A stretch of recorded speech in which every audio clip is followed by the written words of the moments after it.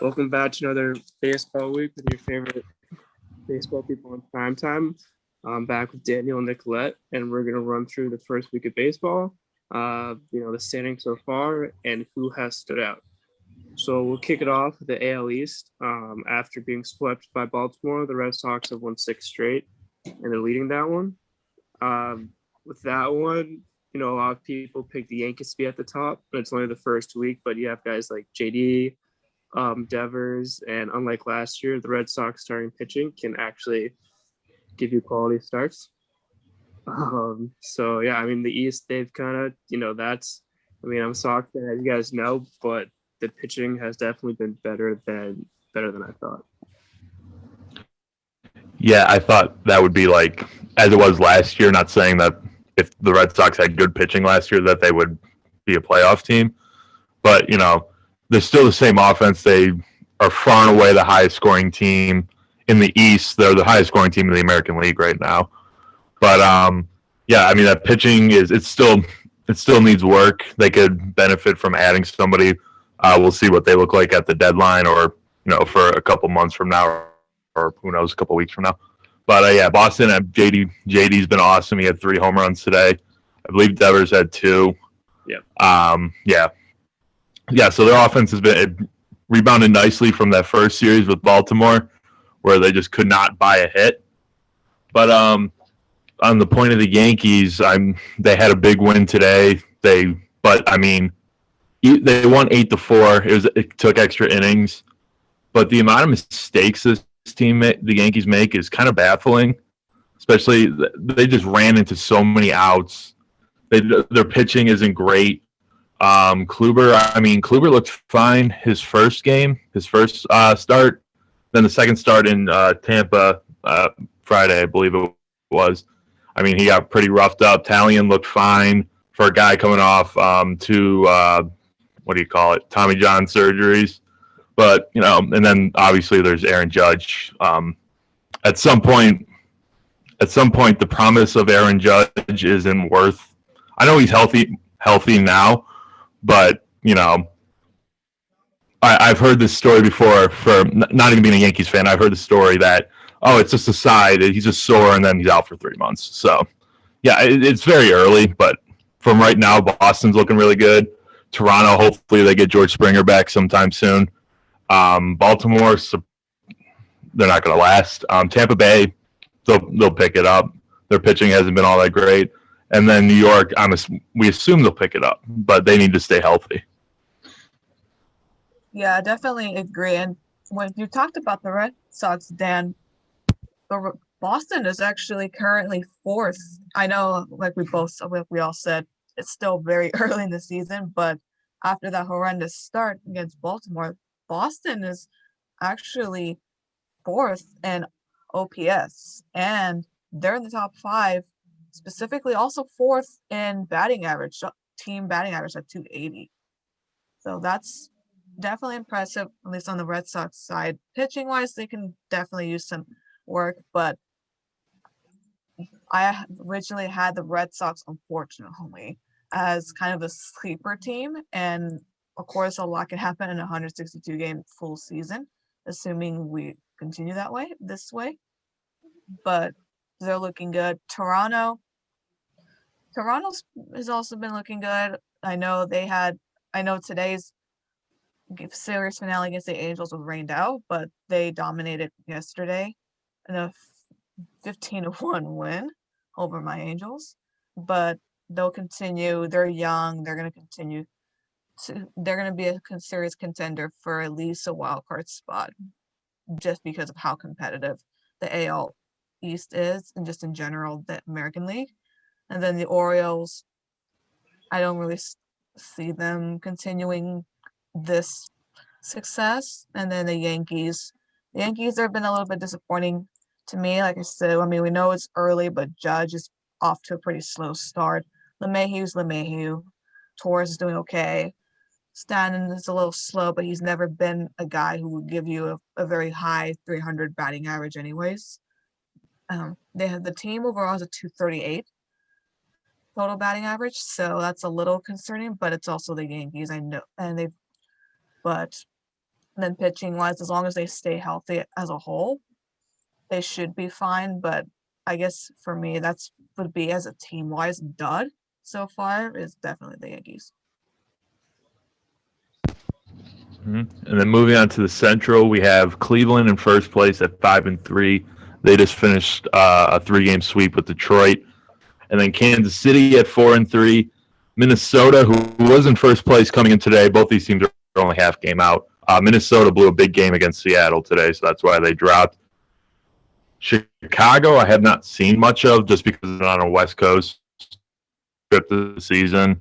The only game I really saw was the one on ESPN against the Angels when Ohtani hit that nuclear bomb.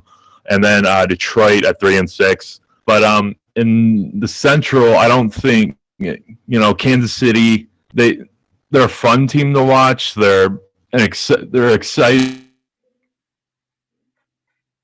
The promise of Kansas City is very exciting just because of that. They feel like a team that's like a year away from being a year away, meaning that they have a good farm system. Bobby Witt will be coming up this year, which, if you know about service manipulation, he obviously was not going to start the season, but he's going to be coming up. They need to really get some pitching. But Minnesota, they're fine. Their offense is fine. What I see is the offense still looks fine. It's just the pitching. And Detroit, it was fun. They had a good opening series against Cleveland and Detroit. Akil Baddoo has been awesome to start. I believe he's a Rule 5 guy. He has been awesome to start his career. His first pitch he saw in the big leagues, hit a home run. Then the next day, hit a grand slam. And then he threw a guy out from right or left field. And then he had a walk-off single. So he's been a very electric start to him. Kind of, I don't know if we've seen a start to a career like this since Yasiel Puig, but I mean, Yasiel Puig is like 5 times of what Badoo's doing right now. That was awesome to watch. But as of right now, I mean, it's going kind of, again, it's very early. So Cleveland I don't think they're going to win. I don't think they're going to make the playoffs. I don't think this offense is going to sustain at what they're doing right now. But, you look at Minnesota, Byron Buxton. I can't remember how many home runs he had last year, but he has 5 right now, which is probably pretty close to what he hit last year. So he's been awesome, and he's the former number 1 prospect in all of baseball. So it's nice that they're getting a lift from him. Yeah, especially with that division, like you said, there's a lot of young guys in that division. I think at the end it's going to be between Minnesota and the White Sox. But, KC has given some early hope for the next year, made it interesting. The Twins have a big series with the Sox coming up next week, which will be a good test for both Minnesota and, the Red Sox offense against the playoff team. Sorry, Orioles, but you guys are a playoff team. And then, the Tigers rookie you mentioned, that was probably, I never paid attention to the Tigers, but seeing him on ESPN, that was, just seeing what he did that first week was cool. And one of the, probably going to be one of the top 5 highlights, regardless of what happens the rest of the season. Mm-hmm. Yeah, I agree. And I just looked it up. Byron Buxton hit 13 home runs last year, despite the shorter season. So he's basically almost halfway there already. Yeah. Having a weekend, which is crazy. And as far as everything else, I like the start Cleveland has.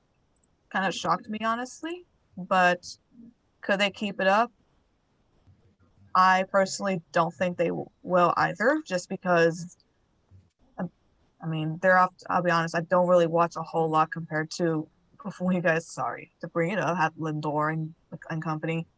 But they're hanging in there. Everything, a lot can happen within the next 100+ games.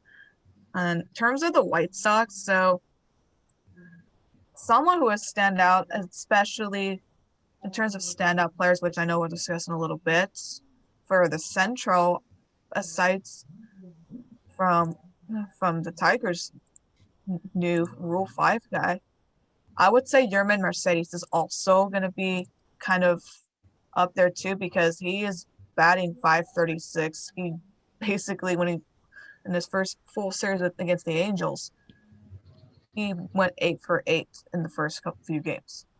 And the Angels could not stop him, even though the Angels picked up the series win. He's going to be fun to watch as well. Jose Abreu is, well, reigning MVP. He's going to continue to tear it up. Adam Eaton has been proving to be a solid option offensively and defensively in right field.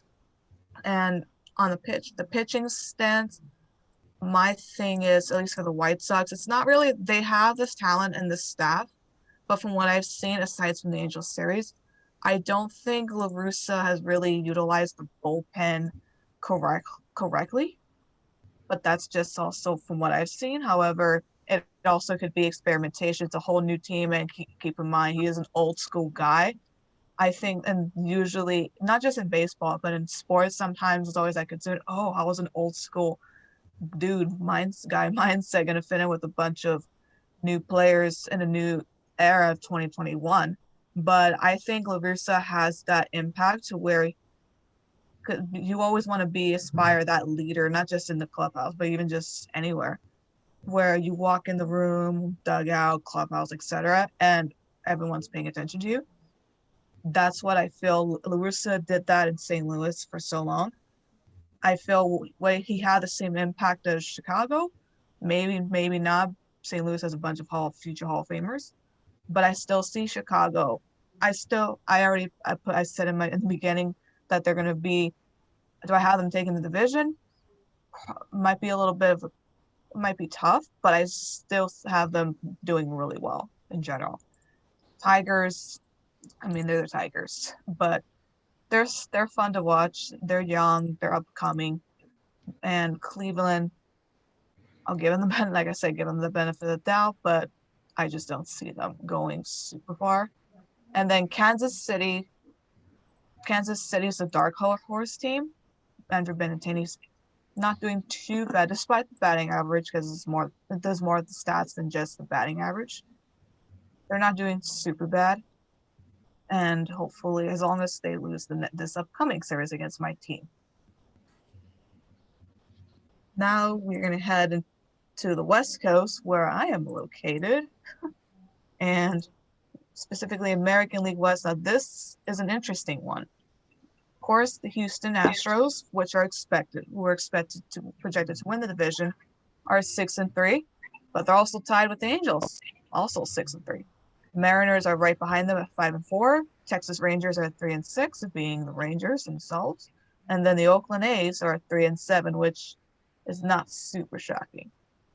Now, breaking that down, the Astros, of course, I had them to win the division or even reach the AL championship, just because, yes, they lost Michael Brantley and they lost Norris Springer, but they have pretty much everyone else in that roster, and they have shown this thus far that they still are a dominant team. I'm pretty sure Michael Brantley's still there, isn't he? I thought he left, but I guess. No, you know what? What happened was it was reported that he signed with the Blue Jays after Springer did, but yeah, he didn't, and then he re-signed. That's what happened. Yeah. I was about to say, I swear to God, I saw him in an Astros uniform at some point. That's what I thought too, but or maybe it's just me, or maybe he's just probably not. It looks like he's still there, because I remember I didn't really see him a whole lot against the Angels, but that also could be because he's taken a step back. I know Kyle Tucker's a filter. That's yeah. And Kyle Tucker is impressive. I will say that. And Jordan Alvarez, he's technically, I know he's more of a utility guy, but him and Tucker kind of go back and forth. I see them one's either DH or one's either left field. It's usually Alvarez who's the left fielder, and then Tucker would DH. But if Alvarez is off, then Tucker replaces him. And of course, Altuve is Altuve. Correa is Dom killing it. Bregman is showing early why he's the AL MVP candidate and why he's hungry for that even more so this year. And oh man, excuse me.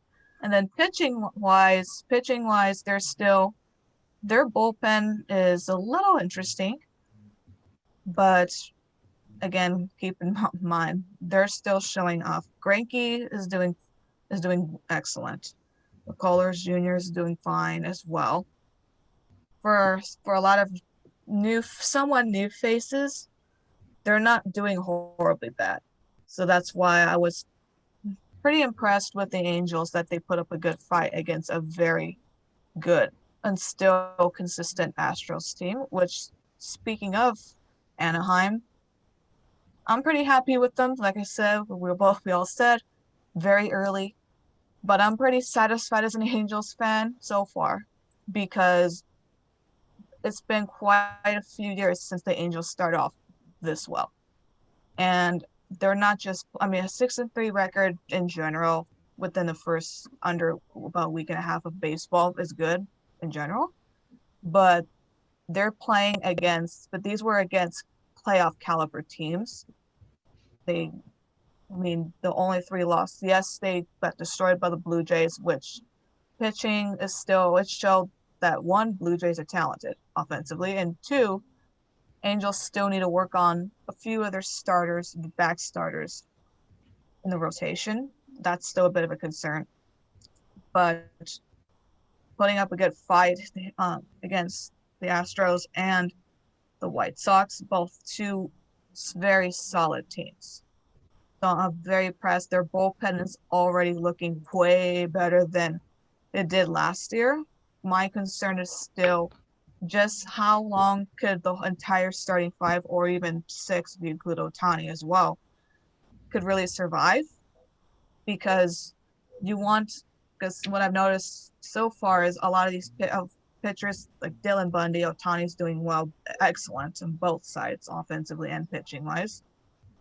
And then Bundy, then Griffin Canning, Andrew Heaney, Alex Cobb, and now then Jose Quintana, who's hasn't been doing so good. I think if you get at least four of those guys to really continue to produce, at least get them to 6 innings, which Bundy has been consistently doing that even since 2020, that's when I'll feel a little bit more confident, not as a fan, not just as a fan, but as a baseball observant. And you see, you can have your pitchers in any team go at least 6+ innings, get to that decision-making category, win or loss, preferably the dub. And that way you have your bullpen, which they're showing why their bullpen is doing better this year because one, they actually got legitimate bullpen arms. Two, knock on wood, they're not burning them out as much as they used to last year because of the lack of quality starts from starters. So if they can continue that trend, of course, Mike Trout is Mike Trout. He's batting .414 on the season. Jared Walsh is tearing it up as well. He's showing why he's not just defensively, but even offensively. That lineup is dangerous. The unfortunate part, the question will remain is who's going to be taking over primarily in the right field, with the Angels announcing that Dexter Fowler tore his ACL. So that's a loss for them. They have Jose Rojas, which is always exciting because he's a local kid in Anaheim, which is literally where the stadium is at, and then Juan Lagares. And so that's going to be a question mark. They're both good defensively, and look for Angels fans within about a few weeks, maybe even month when we head into May, June. Don't be shocked if they call up they bring down Jaime Badia, who is another pitcher, and he pretty much blew his shot against the Blue Jays yesterday, giving up 7+ runs. But no, he didn't give up, to clarify, he didn't give up 7, but he could have kept it down to 10. He came in the game when the Angels were down 10-1, and then he gave up pretty much the remaining. So 5. Look for the Angels to either keep or demote him within probably May or upcoming weeks if he still can't get it together. And then that way they can bring that 4th or the 5th outfielder spot up in the roster, which will probably be, we'll see either Joe Adele again, but more likely Brandon Marsh, I've been excited to see as a fan come up pretty soon. He's shown he's shown, at least in the minor leagues, which obviously couldn't go to games because of COVID, but he's been tearing up in the minors. Look for him to be called up within the next month or so. And then the A's, not shocking. I still don't count them out because for some reason they always find a way to win.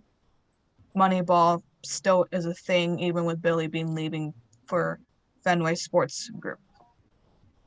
Yeah. So I'm not going to count the A's out 100%. They always find a way. They're gritty. They've always been like that since they were founded. The Rangers are the Rangers, although I will say some highlights there.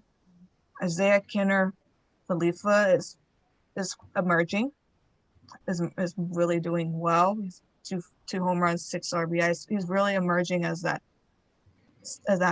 third baseman that they haven't really had for a while. And then Joey Gallo, of course, is Joey Gallo. Trevino is off to a fantastic start behind the plate. He said it also hitting 391. And on the pitching side, that's where they still need work. They're not, as I'm looking stats right here. Excuse me. They have a team at ERA of 5.53, so that's not going to get it done. But a lot of their starters, at least on the starter side, they're also pretty young. With the exception of Dame Dunning is killing it. He's only had one start so far, but only has a 180. He's scheduled to start, I believe, within this upcoming week, next few games. But I mean, I don't see the Rangers going too far just because one, they're young, they don't have a lot, and they're still, I know we talked about in the previous episode, they're in that mode where they don't know entirely what they want to do. They're one part of the off season, they're trying to gather some more pieces and contend, and then the second half they step back and then they're trying to rebuild now, so they don't really know what side to commit. So that's why I don't see Texas, at least this season, doing well, even the next couple seasons, honestly. And then Seattle's another, yeah.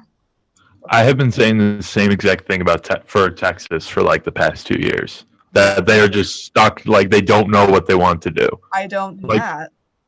Yeah, we thought last year at the deadline that, you know, they would be the big sellers because they have Lance Lynn and they had Joey Gallo, who they need to get off those, right, like pretty soon. I know they already got off Lance Lynn, but I mean, yeah, what's the point? I mean, you're not going to compete with Houston or LA. You're not even going to compete with Oakland because Oakland's better than you. Yeah. I sound like I have like major beef with Texas. I don't. I just don't like what they're doing. But also, to be fair, I said the same thing about Kansas City a couple years ago when I thought they've been dumb the past 2 years to not trade or at least throw out there Whit Merrifield and Jorge Soler, especially when I don't remember, it might have been 2019, where Merrifield led the league in hits and Soler led the American League in home runs. So, you know, they do Texas, you know, I don't know what they're doing, but they need to kind of like commit to it. I don't really know what their farm system looks like off the top of my head, but they really need to commit to a plan. But theirs are not bad, but yeah, it's one of those. At least last year's draft, because I covered last year's draft for Prime, at least the Texas Rangers draft picks, and for last year, they look like they're, of course, not all. Very few players in general are going to be MLB ready from the get-go. In general, yeah. But they have some promising guys. I will say their pitching, they went pretty young in their pitching, a lot of high schools, which tells me they're trying to, that's why I got the rebuild sense, because despite not trading Gallo, which still shocks me, I'm pretty sure he's going to be gone this year. That's why I assume, okay, they're going younger, so they're thinking long haul. How are they going to develop the minors? That's still kind of early to tell. I think right now, Texas is kind of focusing on getting revenue from their new Global Life Park, park. I would say field, but that's the old stadium. Yeah. And then Mariners, Dark Horse team, I wouldn't be shocked that they do something. That their farm system is awesome somehow Mhm. with their general manager, and they're gonna pick it up. They're only a game behind Angels and Astros, but a lot can happen in that division. I mean, there's no way Seattle's going to be able to keep pace with Houston or even Los No. Angeles, and again, like Oakland. But I mean, Jared Kelenic, he's obviously going to be, he's not there yet, but he's going to be very close soon. He was in the news all during the offseason about their whole situation. But yeah, he's going to be exciting. But in terms of the West, I don't really watch this division much, just because I'm on the East Coast, so I'm not going to be able. One, I'm not willing to stay up late enough to watch, Seattle, so or Oakland for that point. Even though I like Oakland, but Houston. I said before, Alex Bregman, he's gonna break out. Not really break out, but I think this is the year he's going to win the MVP. Yeah, I agree. It should be the year he wins his second MVP. I still think he should have won the MVP in 2019, but it is what it is. But the man he lost to, Mike Trout. I mean, consider yourself lucky you get to watch Mike Trout play baseball in his prime. It's just hopefully they finally get him back into the playoffs. That would be nice. Yes, not wasting his career. Yeah. The pitching, I mean, it's better than expected. I still think they really need to go after it on the deadline. Yeah. I don't know what kind of big name arms are going to be on the deadline this year. Excuse me. Like last year, there was Clevenger and Lance Lynn. I don't know who. I don't know what the name. It's too far down the line for me to think about. I don't know who that name would be. But I mean, they need to go all in. And then they have an outfield spot to fill now. So I don't know if Joe Odell would make much sense right now because he is their top target, or not top target, but their top prize in waiting. And he saw some shine last year, but he didn't really do all that great. Mm-hmm. So it's pretty obvious that he needs more time, and it's not worth it right now. Just get him his time. Let him just play your game. And once we hit the trade deadline or June, once we hit summer, we'll know what kind of direction the Angels are going. Yeah. And with that division, I've been surprised with how that's played out so far. Bregman's been MVP form, like you guys said, and if you just look at that division, the Astros are a lot better than most of the teams. The Angels have been fun to watch. Jared Walsh is probably one of my favorite guys to watch. He's had a couple big home runs. Yep. And he's looking like when Pujols does retire, that's not going to be a bad successor. And then Texas, no one knows where they're at. Mariners are third, but they're definitely not going to stay in third. So that division, I'm not really surprised with how it's playing out. Yeah. But now going to the NL East, we got the Phillies and Harper first in that one, then Atlanta second. Lindor and the Mets are third. Then the Marlins are fourth, and the Nats are starting last with one win. With that one, only the first week, but the Phillies, they have a lot to prove, especially Harper. Atlanta got off to a slow start, but they're probably going to they'll be first in that division. It's only the first week, and they're too talented of a team to not win that. The Mets will be better with Lindor, but it's Atlanta's division to lose. And Washington will be better. Miami, they made the playoffs last year, but they're still a young team, and it was a short season, so I feel like they're going to slide back into last in that one. Mm-hmm. It's not. I want Philly to be good, just because when you have a guy like Bryce Harper, you need him to be on a good team. It just makes baseball better.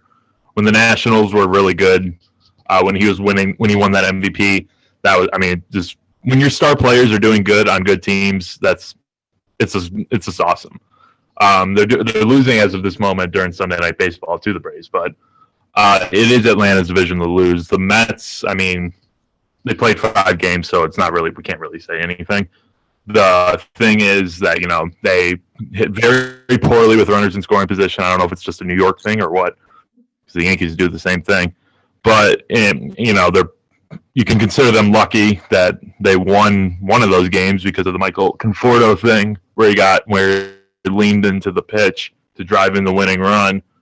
But it's the thing about the Mets right now is every time that Jacob deGrom pitches and he gives up one run, like goes 8 innings, strikes out as many as he can, no walks, and you don't give him a single run in support. I mean, I don't know how he wakes up every day and is just happy to be a New York Met. Yeah, I feel for DeGrom. I forgot what the meme was, but there were so many memes about it. Just because Jacob deGrom's going back, getting his Cy Young with no run support or no postseason. Well, maybe not that far, but a lot of memes about that. So I feel for DeGrom for sure. His back's probably sore, even though it's still early and they've had some COVID issues. But only 5 games in, but pretty sure if this trend keeps up in New York, at least in Queens, his back's going to be pretty sore again from carrying a lot of weight on the team, which is possible even in baseball. And so, but I don't really have much to say on the Mets, just like I said, because they've only been a few games in, so it's still a little tough to really determine how they're going to play. I do agree they do need to pick it up with our runners in scoring position. That's very crucial in baseball, and if you can't get the job done in that, then you're going to be asking a lot from your pitching, which they have the talent to do so. But as a pitcher, it's nice to pitch your heart out and knowing you have a few runs to kind of back you up. Yeah. That would be nice. So I definitely agree with that. They need to figure out and pick it up from there. Excuse me. And then the Nats, I know they've also had some issues as well. They've only had 1 game. It's still early, but I will say at least Juan Soto is very exciting to watch, and he's proving why he's one of the best players in the league right now, and he has been even arguably last season or so. Mm-hmm. It's crazy to think about Juan Soto and just how fast his rise was because, I mean, we knew him. What year was that? 2018. That's when he came up. It was him and Bryce Harper. At least at that point, we knew Bryce Harper was not going to stay with the Nationals. And then he broke into the scene in 2019, when they won the World Series, and he was like, it's crazy to think he was 20 years old at that point, and he was the best player on the field. I was like 5 months older than him, and I fell down the stairs that morning, and then he won the World Series. So it's crazy to think, and what baseball is failing to do, I talked about this yesterday, is they're failing to just market the holy hell out of him.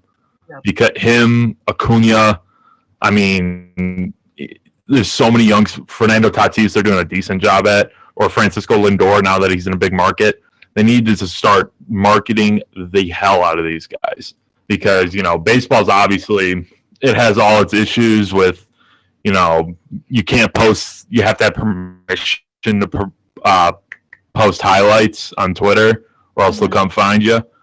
Or, blackout restrictions. There are 3 teams blacked out in Columbus, Ohio for me. The Indians, the Reds, and the Pirates. I don't know why the Pirates would be blacked out. But when I'm in Cleveland, only Cleveland's blacked out.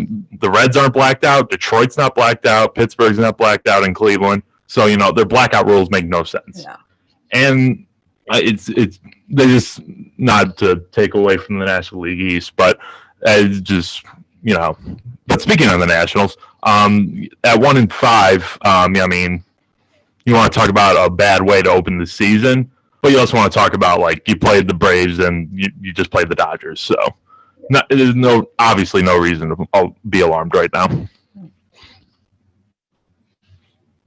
Yeah, I definitely agree. Especially with, those blackout rules don't make any sense either. I get the Angels games, but that's also because I have regional sports networks and I have a cable package that comes with it.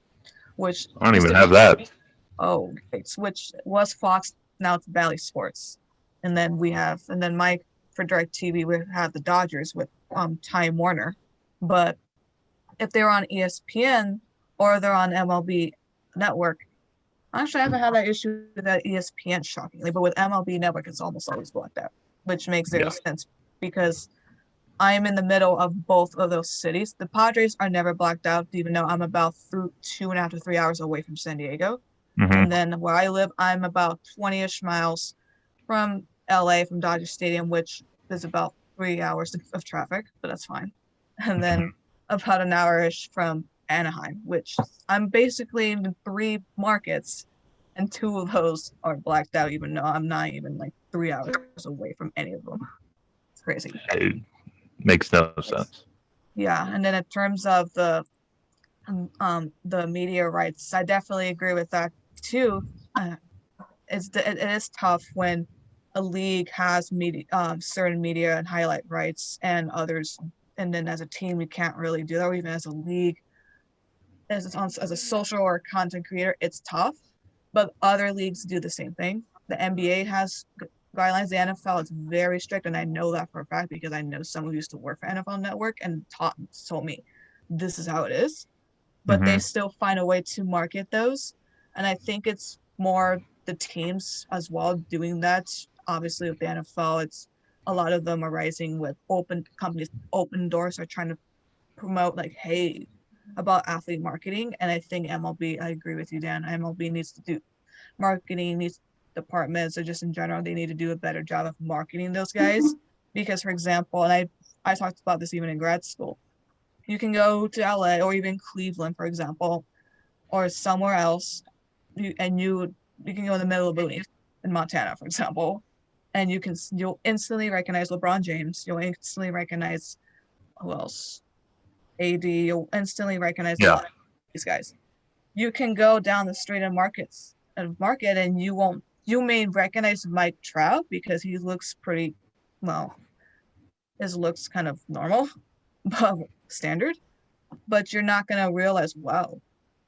You're not gonna instantly be like, wow, unless you're a SoCal fan. Or same with Tatis. Yeah.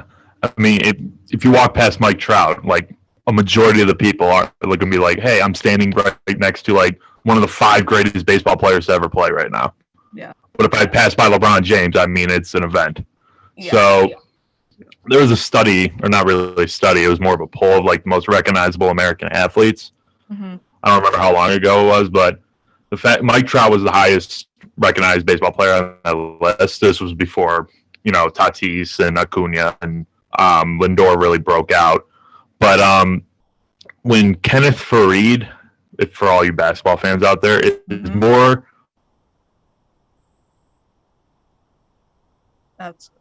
recognized than Mike Trout, you have an issue. Yeah, Farid's not really involved as much in the league. Right. So crazy. No, he's not. I don't even think he's still playing. But yeah. The NL Central, the Reds, possibly one of the more fun teams to watch. They just mash home runs. And then you got Milwaukee, who is actually the slight favorite to win this division at 5-4. And then St. Louis at 5-4, 4-5, and then the winners of 2 straight.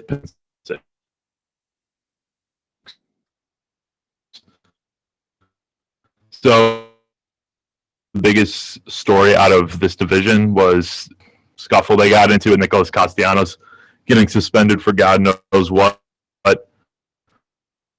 And then immediately just dropping homers every other day. So, they're a fun team. Losing Trevor Bauer stinks, especially since Luis Castillo is not really doing much of anything. And their starting pitching isn't great. They have a decent bullpen. They got some names in there. But, they've scored 66 runs, which is the most in baseball.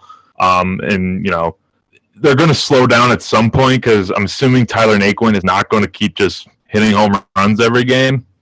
I've seen that kid play for 4 years, and he's either going to get hurt or he's going to swing it right.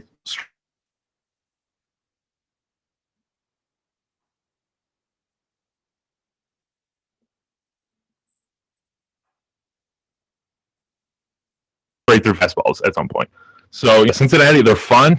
It's kind of the Cy Young, not the best pitcher. The division is so wide open with the exception of Pittsburgh and probably Chicago, because Chicago, they have a ton of problems right now. Yeah. I mean, with that, like you said, Reds have been fun to watch with, Castellanos, Jonathan India, and Nate Quinn. Can't stop hitting. The Brewers, they got Bradley, and they've been off decent start. I feel like the Cardinals are a team that, they're in third right now, but once Arenado, gets out, I feel like that's a lineup that can surprise people. And obviously, our veteran team that, they're kind of rebuilding around the building that the Pirates are the Pirates. I'm not really surprised by that so far. I feel like as the season goes on, though, it's going to be a fight between St. Louis and Milwaukee. I could see the Reds hanging in there, but their pitching just raises, some question marks as the season gets deeper. Yeah, I agree. First off, free Nick Castellanos is free, but when I first saw that, I was just basically like, free him. I don't know what happened. I don't know how that deserved a suspension. Apparently you can't breathe on guys anymore, but that's another story. But I do agree, the pitching for the Reds is a big concern. Like I said, I know ERA doesn't tell the entire story, but the fact that the team overall has a 4.38 in a division like the Central, despite slow records overall, you gotta pick it up. You gotta pick it up a bit. I will say, of course, the Reds are definitely fun to watch. Joey Votto's Votto. I know he's off to a slow start, but he's an Ohio guy. He's a Cincinnati favorite. Moustakas. I mean, yeah. We've seen the best of Joey Votto. Yeah. Obviously. He's there. He's not even. I mean, a couple of years ago, he was still Joey Votto. I mean, he's definitely. It's almost time for him to fade off into the sunset. He's out. He's a Red. He's going to be known as a Red. He's probably going to go into the Hall of Fame if I don't even pretend I know what Joey Votto's career numbers look like. But if he ever has that opportunity, he will go into the Hall of Fame as a Red, obviously. But they're not going to hold on. I don't think they're not, but they are kind of in the same position as the Angels, where they have a really good offense, but the pitching needs work. Going into the season, I would have said the Reds had a slightly better pitching staff as a whole compared to the Angels. But sorry, I got sidetracked by this game. But it's again, as is the theme of all these divisions so far. It's very early. Who knows what? I mean, maybe the Cubs wake up. Maybe the Cubs bats wake up. Maybe Milwaukee, they can just ride on their pitching. Maybe St. Louis, like Nolan Arenado and those guys, maybe they're pitching. Maybe they start to figure it out. Or maybe, who knows, maybe Tyler Naquin's the greatest player in the league. So, it's all very early. Yeah, I agree. And I'm not sure what's really going on in Chicago either, at least the Cubs side, at least the Wrigley side. All I know is that they got to pick it up as well. The team's batting once. That's not going to get it done. It's early, but got to pick it up. I believe they've scored the least amount of runs for a team that's played their full schedule so far. Yeah, I believe that's the case, or at least they're in the at least bottom. It's close. They're fighting for that last spot. I know going into today, the Pirates were back, I think, 216 as a team, or 216 or 220. That was still higher than the Cubs, whatever the Cubs team average is. I declared that I was fading the Pirates yesterday, and so far they've gone on a 2-game winning streak where they're outscoring the Cubs 15-1. So just maybe if I unfade the Pirates, they'll go back to losing. Yeah, so the Cubs have 25 runs batted in. That is good for 27th. And as I mentioned, they are dead last in batting average.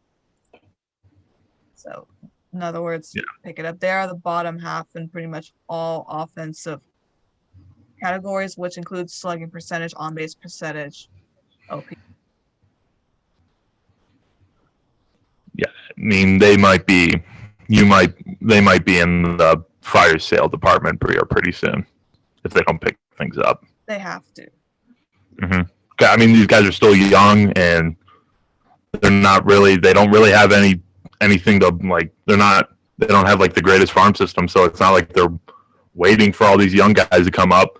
So who knows? Again, it's super early, so they're definitely not worse than the Pirates. So we'll see. Definitely. And then now we're gonna hypothetically fly back to the West Coast and talk about the NL West, where the reigning champs, LA Dodgers, of course, are no shocking at 8-2, followed by the Padres 7-3, Giants hanging there 6-3, Arizona D-backs at 4-6, and then the Rockies at 3-7.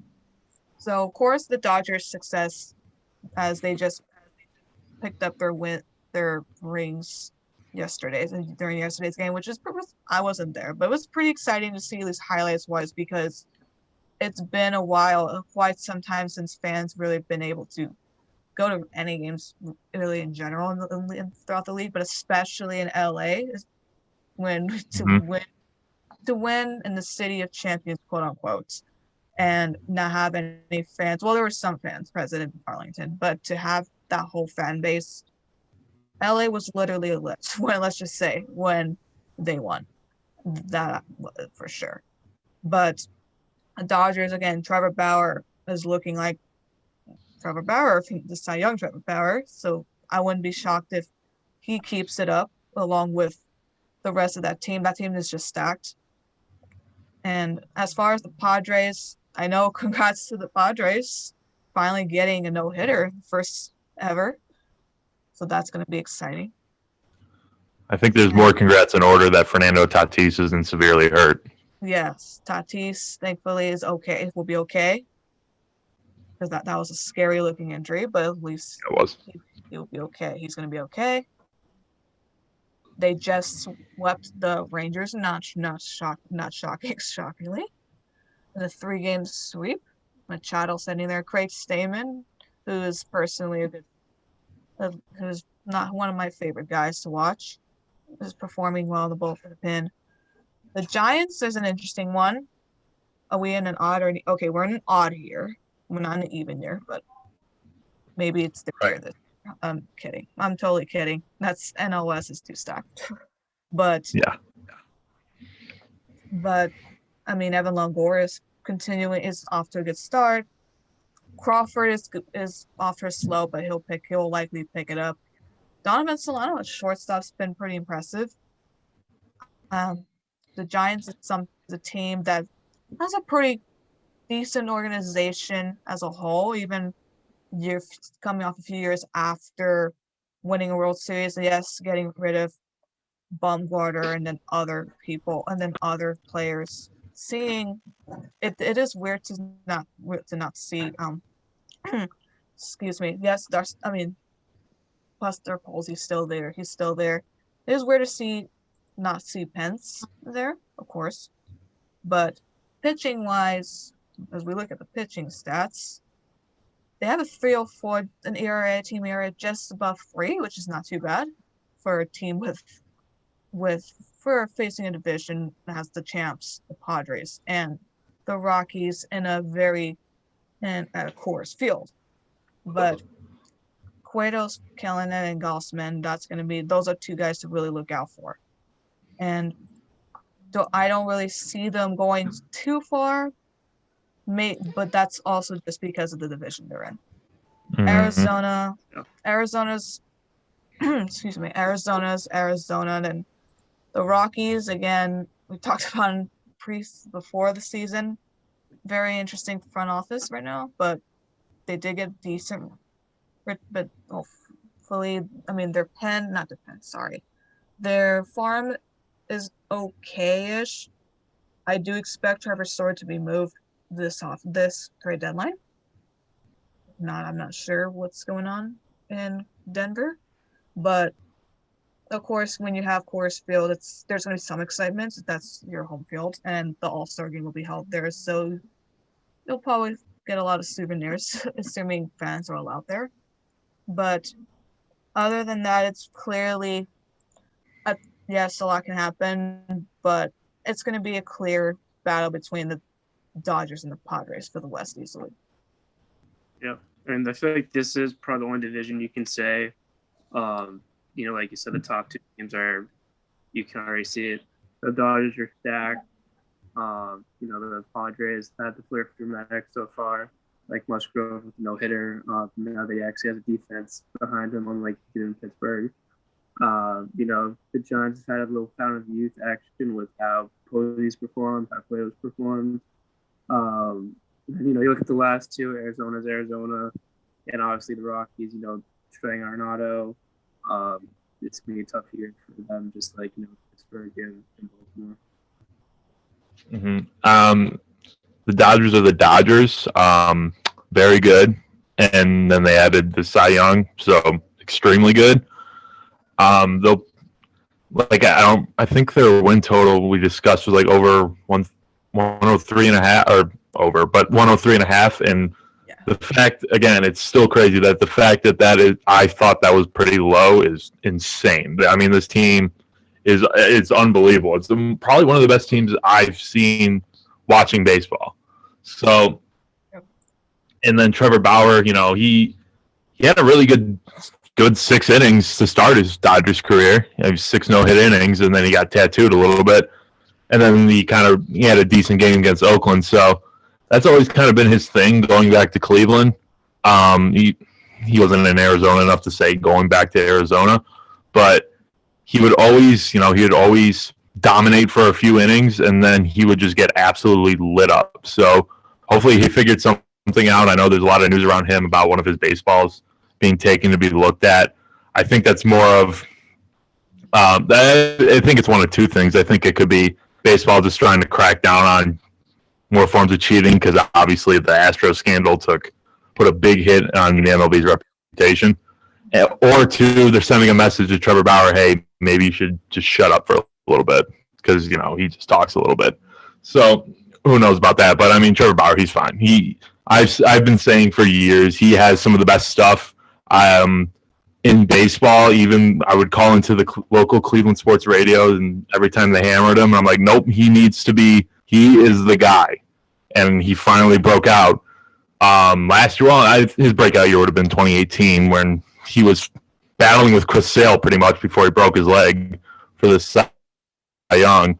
But going on to the Padres, again, the biggest news about the Padres at this moment, other than their no-hitter, is that Fernando Tatis isn't out for a long time. So I believe I could be lying, but I thought I saw on Twitter today that they expect him back in the lineup next week. So yeah, he was on the 10-day.